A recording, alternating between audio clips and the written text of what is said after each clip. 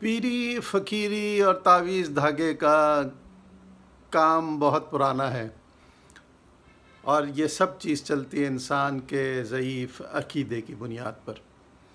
ہم بعض اوقات چھوٹی موٹی مافوق سی چیز کو دیکھ کر کسی سے متاثر ہو جاتے ہیں، کسی کے لباس کو، وضع قطع کو دیکھ کر ہم اسے ایک اللہ والا سمجھ لیتے ہیں اور پھر اس کی طرف مائل ہو جاتے ہیں، اور وہ ہماری اس چیز سے فائدہ اٹھاتا ہے۔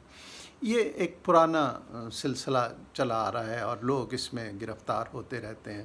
بہت سے لوگ اپنی زندگیاں، اپنی عزتیں لٹوا بیٹھتے ہیں، اپنا جو دولت ہے وہ ختم ہو جاتی ہے۔ بہت سے جادوگر اور دیواروں پہ لکھا ہوتا ہے بنگالی بابا اور محبوب قدموں میں اور دولت ایسے۔ ارے بھائی، اگر یہ سب کچھ وہ کر سکتے تو ان کی حالت ایسے خراب کیوں ہوتی؟ ٹی وی میں ہم نے اس طرح کے پروگرام دیکھے ہیں، وہ جو سٹنگ آپریشن کرتے ہیں، کیسی گندی سی حالت میں ہوتے ہیں، کیسی جگہ میں پڑے ہوئے ہوتے ہیں۔ تو اگر وہ سب کچھ ایسا کر سکتے، اتنے قادر ہوتے، اتنے پہنچے ہوئے ہوتے، تو پھر وہ اس حالت میں کیوں ہوتے ہیں؟ ہمیں اپنے اس بر صغیر میں، ساؤتھ ایشیا میں بہت سے آستانے بھی ملتے ہیں، اس میں کوئی اچھے اللہ لوگ بھی ہوں گے، اس میں کوئی شک نہیں ہے۔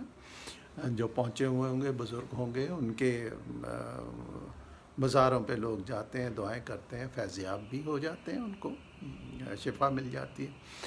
لیکن ان آستانوں پر، ان مزاروں پر جو گدی نشین بیٹھے ہیں، ان کے حالات بہت خراب ہیں۔ آپ نے ریسنٹلی ملتان میں ایک واقعہ دیکھا ہوگا کہ جو گدی نشین تھے، ان کے بیٹے اور ان کے غالباً تائے کے درمیان جو تکرار ہوئی، وہ سوشل میڈیا میں آ گئی۔ تو اب محنت تو انہوں نے کی بزرگوں نے، اور ان پہ اب جو بعد کی نسلیں تھیں انہوں نے محنت تو نہیں کی، اور ان کی جو بزرگی ہے، ان کی جو قبر ہے، اس کے اوپر جو چڑھاوے چڑھتے ہیں، اس کا وہ فائدہ اٹھا رہے ہیں۔ آج کل اسی بنیاد پہ ہمیں بہت سے فراڈ بھی نظر آتے ہیں جو سوشل میڈیا میں آ بھی جاتے ہیں اور لوگوں کے مشاہدے میں بھی آ جاتے ہیں۔ دیکھیے، اس طرح کی یہ کوئی ابھی کی بات نہیں ہے کہ یہ اب اس طرح کے فراڈ ہونے لگے، پہلے بھی ایسا ہوتا تھا۔ دیکھیے، قدرت اللہ شہاب نے اپنے شہاب نامے میں ایک واقعہ لکھا ہے۔ وہ کہتے ہیں کہ یہ آزادی سے پہلے کا واقعہ ہے کہ یہ جو ٹارچ ہوتی ہے، بیٹری، یہ نئی نئی ایجاد ہوئی تھی، ہر شخص کو اس کا پتہ نہیں تھا۔ تو ایک پیر صاحب ہوتے تھے، وہ اپنے جب مریدوں کو ملتے تھے، گلے لگاتے تھے اور پھر کہتے تھے کہ میرے گریبان میں جھانکو۔ جیسے ہی مرید گریبان میں جھانکتا تھا تو وہ بیٹری کا بٹن دبا دیتے تھے، اس سے روشنی ہوتی تھی، اور مرید بیچارہ ضعیف الاعتقادی کی بنیاد پہ یہ سمجھتا تھا کہ میرے پیر کے دل سے نور نکل رہا ہے، اور اس سے بہت سے کئی ایک جو مرید ہیں وہ بے ہوش بھی ہو جاتے تھے۔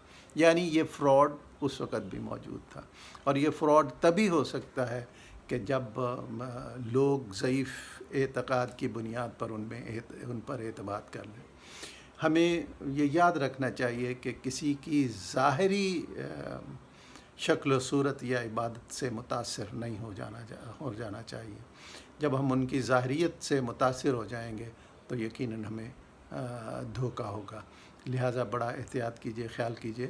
اور ہمیں تو ویسے بھی حضور پاک علیہ الصلوۃ والسلام نے بہت سی ایسی دعائیں تعلیم کی ہوئی ہیں، کلام پاک ہمارے پاس موجود ہے، تو اس سے پڑھا جائے، اس سے فائدہ لیا جا سکتا ہے۔